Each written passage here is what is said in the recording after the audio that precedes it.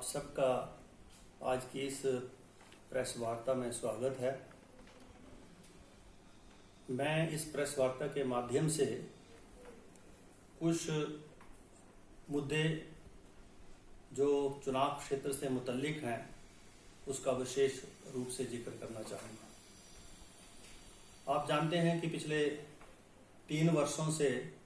प्रदेश में भारतीय जनता पार्टी की सरकार है और भटियात चुनाव क्षेत्र में पिछले 8 वर्षों से, लगभग 8 वर्षों से वर्तमान विधायक कार्यरत है। इन 3 वर्षों में जब से भारतीय जनता पार्टी की सरकार है, कोई भी एक नई योजना भटियात चुनाव क्षेत्र में भारतीय जनता पार्टी की सरकार के द्वारा स्वीकृत नहीं हुई है और ना ही स्थानीय विधायक कोई नई योजना चुनाव क्षेत्र के लिए मंजूर कराने के लिए सफल हुए हैं। मैं जानना चाहता हूं अन्यथा विधायक महोदय से कि पिछले 3 वर्षों में भारतीय जनता पार्टी की सरकार के कार्यकाल में वो बताएं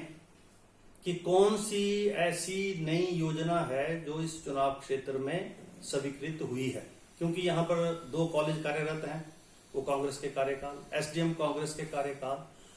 3 तहसीलें कांग्रेस के कार्यकाल, सड़कों का टोटल जाल जो बिछा है या दिख रही हैं या बन रही हैं, उनकी सबकी स्वीकृति कांग्रेस के कार्यकालों में। अभी ये जो आईटीआई की जो बिल्डिंग, जो रूरल आईटीआई जो गरनोटा में जिसका जो निर्माणाधीन है, उसका बजट भी पिछली सरकार के समय में स्वीकृत, और वो क्लासें जो थी यहाँ पर्याप्त बिल्डिंग ना होने की वजह से वो क्लासें चंबा में पॉलिटेक्निक में शुरू की गई थी, जो 2 वर्षों से वहां चल रही थी। पैसा बिल्डिंग के लिए स्वीकृत था और जैसे ही बिल्डिंग का काम शुरू होना था, सत्ता परिवर्तन हुआ और जो पहले जो वहां पर बिल्डिंग बनी है वो 93 से 98, जब कांग्रेस की सरकार थी तब बनी। 98 में 1 वर्ष पहले चुनाव होने से, सत्ता परिवर्तन होने से उसका उद्घाटन जो है उस समय के जो विधायक और मंत्री थे उनके द्वारा हुआ, लेकिन क्लासें फिर भी शुरू नहीं हुई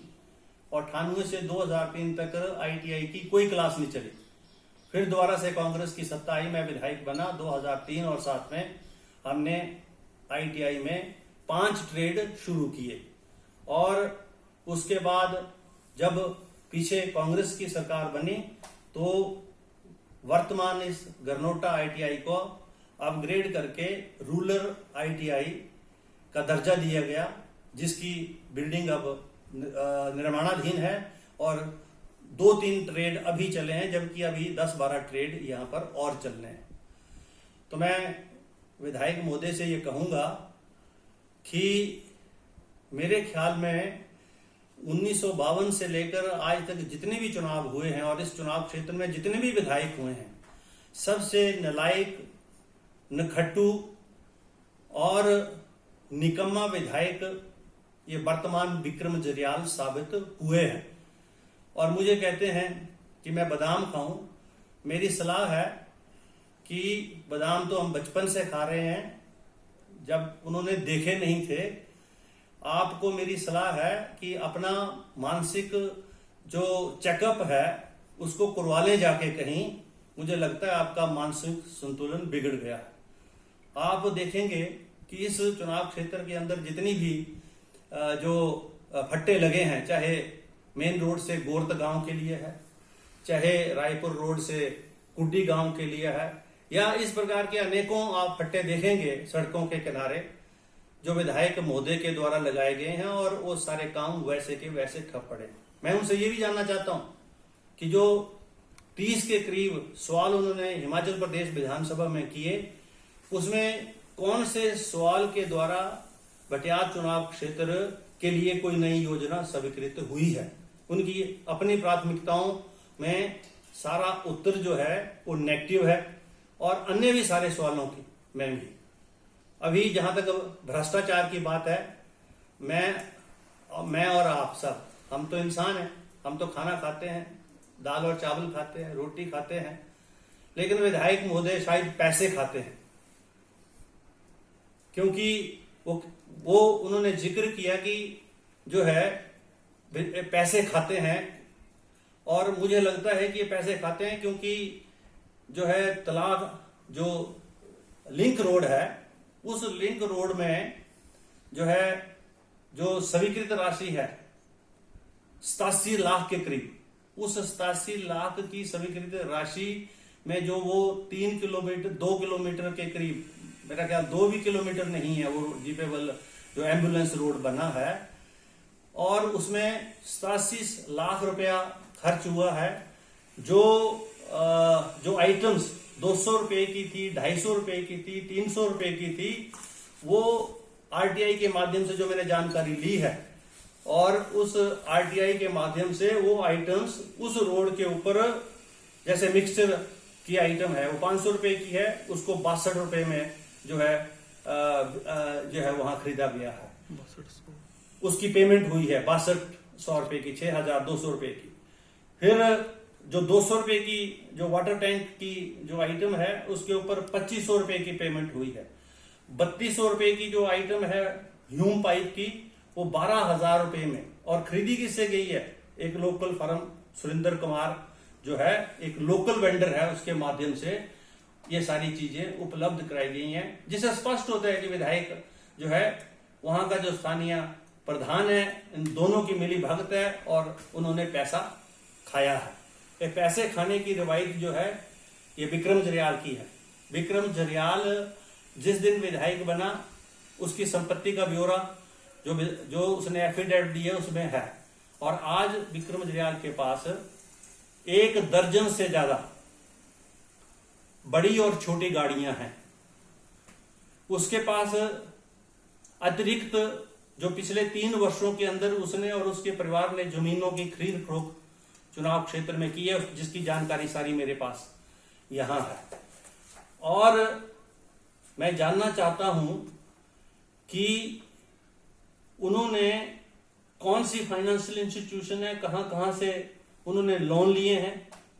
और ये जो संपत्ति उनकी जो जुटी है, ये कैसे उन्होंने हासिल की है। ये स्वाभाविक रूप से ये जो विधायक निधि है, स्वाभाविक रूप से जो रेगुलर बजट है, उसके अंदर जो है ये मिली भगत करके जो है इस बजट को जो है भ्रष्ट तरीके से हड़पने का प्रयास स्थानीय विधायक के द्वारा हुआ है। मेरे पास ये आरटीआई है यहाँ, और पिछले 2.5 वर्षों की सारी कारगुजारी जो है स्थानीय विधायक की, इसमें दिखाई दे रही है। आप देखेंगे कि इस आरटीआई में जो हमने सरकार से वर्ष 14/1 ये जो है ये 1/12/2018 जब ये दूसरी बार विधायक बने, तब से लेकर ये अभी 2020 तक की सारी सूचना मेरे पास है। आप देखेंगे कि जितना भी पत्रोचार उन्होंने सरकार के साथ किया है, इसमें या तो राजनीतिक प्रतिशोध की भावना से इसमें ट्रांसफर्स हुई हैं, या जिन योजनाओं के लिए विधायक महोदय ने जो है सरकार को लिखा है, वहां कहीं भी किसी भी स्तर की एक भी नई योजना जो है इसमें उसकी स्वीकृति नहीं है, और वो हमको फील्ड के ऊपर भी दिखाई देती है। अभी हाल ही में जल रक्षक के इंटरव्यू हुए, सुप्रीम कोर्ट ने और केंद्र सरकार ने खुद ये निश्चित किया है कि क्लास 3 और क्लास 4 पोस्ट में कोई भी बाइबा नहीं होगा। लेकिन ये जो इंटरव्यू हुए जिसमें 100 नंबर थे, उस 100 नंबरों में से 30 नंबर जो है वो जो है बाइबे के रखे गए, जो कि सुप्रीम कोर्ट के कानून की उल्लंघना है, और केंद्र सरकार की खुद की जो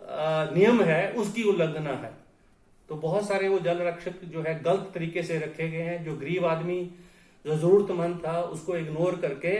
अपने जो चहेते हैं, रिश्तेदार हैं, उनको उसमें नियुक्तियां दी गई हैं। कुछ मामले हाई कोर्ट में चले गए हैं, और अन्य मामले जो है अभी आरटीआई की सूचना के बाद हाई कोर्ट पे फाइल होंगे।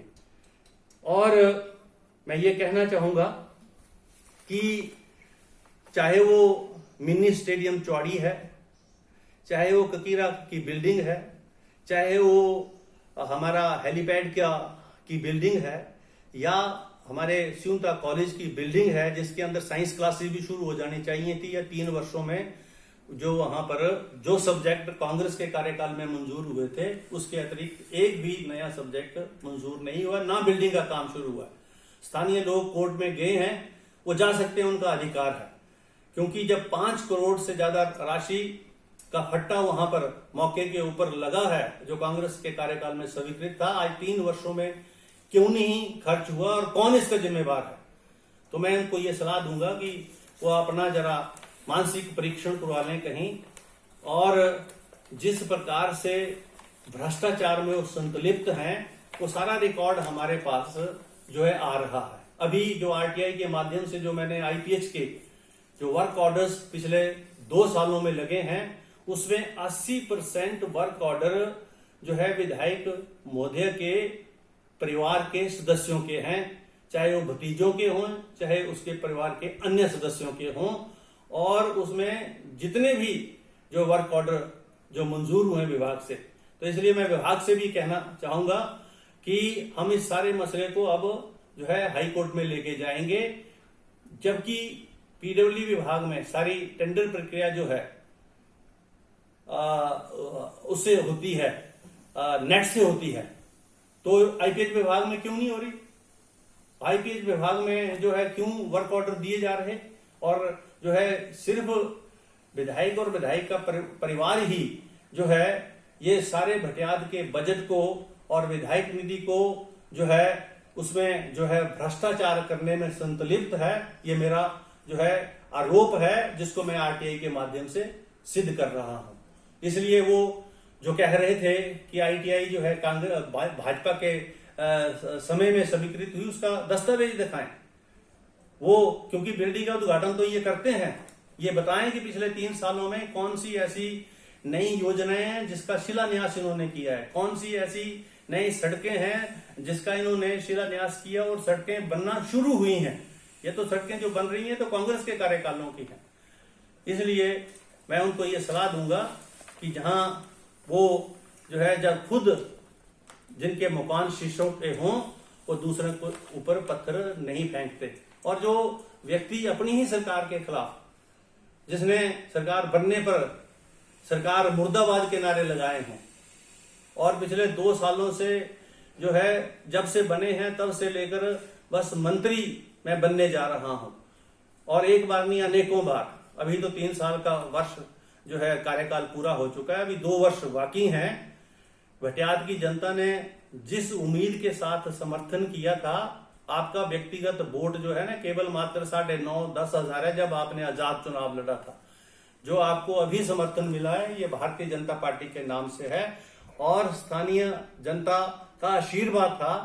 जिसको आपने आशीर्वाद न मानकर आपका दिमाग खराब हो गया है। इसलिए मैं आपको सलाह दे रहा हूं कि आप अपना जो है मानसिक संतुलन ठीक कर लें, नहीं तो कांग्रेस जो है आपका मानसिक संतुलन पूरी तरह से ठीक करेगी। धन्यवाद।